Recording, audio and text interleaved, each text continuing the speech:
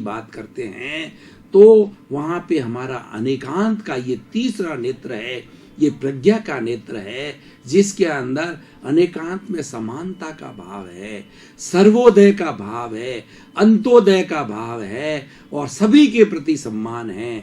84 लाख जीवा योनि के प्रति सम्मान की बात कही गई है। इसीलिए हमें इस सिद्धांत को ज़्यादा से ज़्यादा प्रोपोगेट करना चाहिए, इस सिद्धांत को ज़्यादा से ज़्यादा जनता के बीच में रखना चाहिए, डिबेटिंग की जानी चाहिए और इसको गहनता से समझाना चाहिए कि हर व्यक्ति चिंतनशील है, क्योंकि मनुष्य सृष्टि का सबसे सर्वश्रेष्ठ प्राणी है, सबसे विकसित प्राणी है।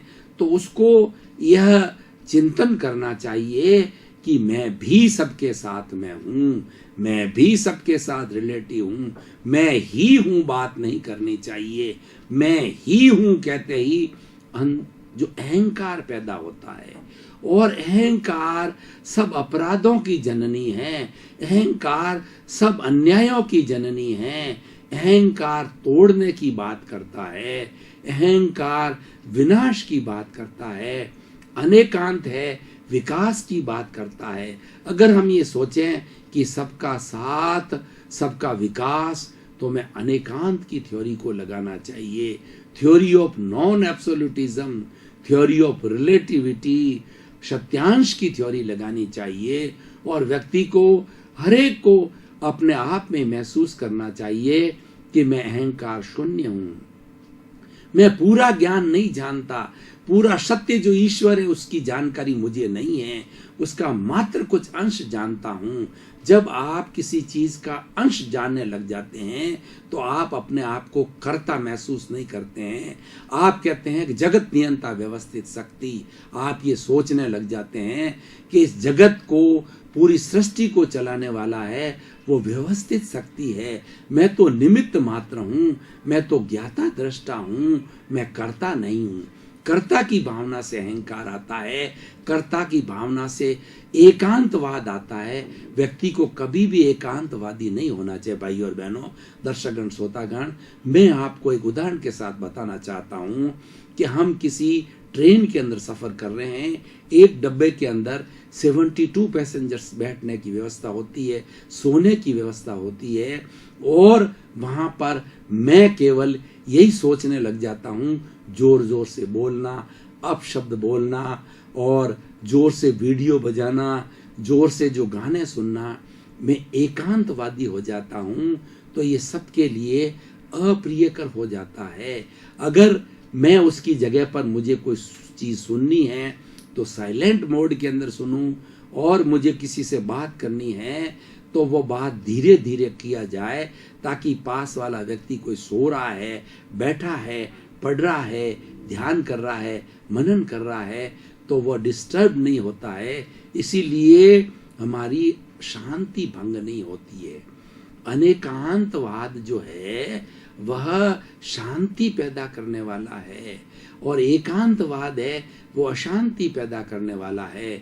इसीलिए आज जो ये जखीरा पूरे विश्व के अंदर अणु बम का जो जखीरा इकट्ठा हुआ है उसका हम विनाश करते हैं, तो हमें अनेकांत का सिद्धांत लगाना चाहिए। कैसे लगाना चाहिए? हमें ये प्रोपोगेट करना चाहिए कि इस विश्व के अंदर 206 कंट्री जो हैं कुल, और उसके बाद में 7 अरब की जनसंख्या है। हर एक को जीने का अधिकार है, कोई मरना नहीं चाहता है, हर एक सुख चाहता है, कोई भी दुख नहीं चाहता है। 7 अरब की जनसंख्या के साथ में 84 लाख जीवा योनिया जो उत्पत्ति स्थल है, उसके अंदर असंख्य अनंत जीव निवास करते हैं। वे भी जीना चाहते हैं, वे भी सुख चाहते हैं। तो इन सबको क्रिएट जो किया है वो इस सृष्टि ने क्रिएट किया है, हमने क्रिएट नहीं किया है। हमारा तो मात्र उनसे एक संपर्क मात्र है।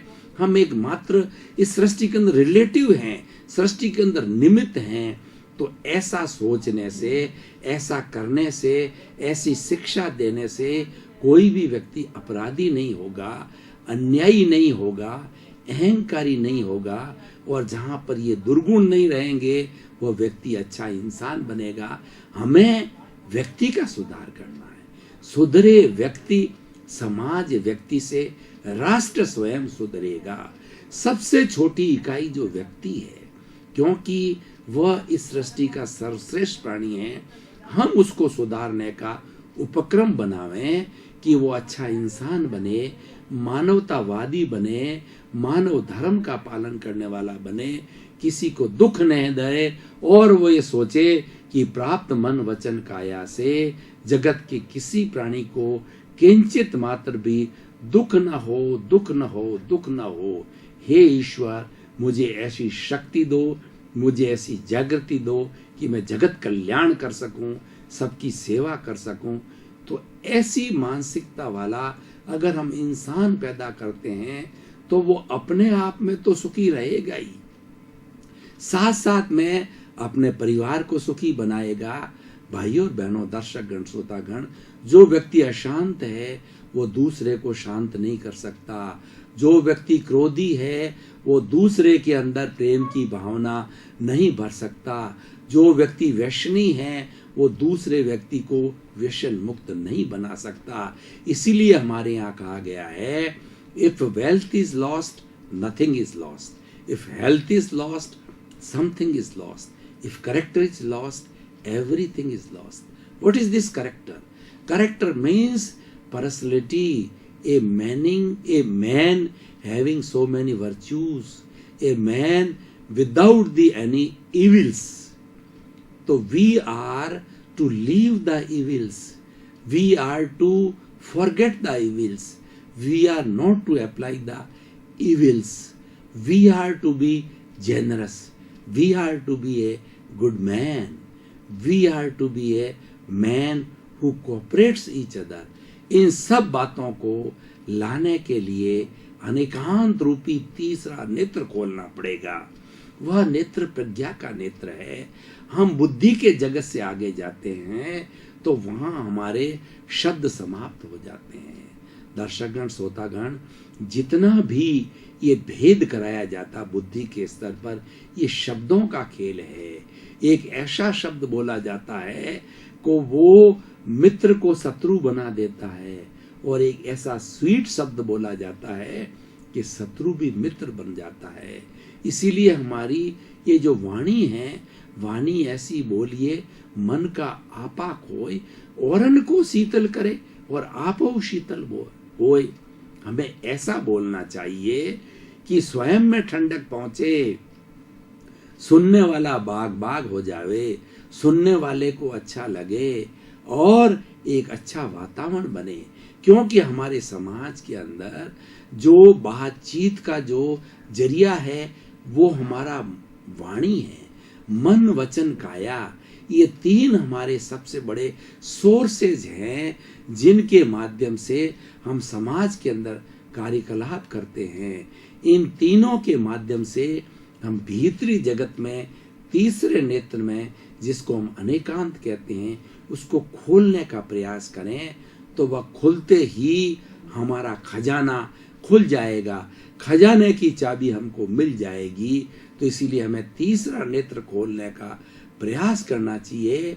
उसके लिए जो हमारा ये आज्ञा चक्र है, जो हमारा दर्शन केंद्र है, इस केंद्र के ऊपर जो है वो गुलाबी रंग का ध्यान करना चाहिए। गुलाबी रंग का ध्यान है, वह शांति देता है और वह प्रज्ञा को जगाता है।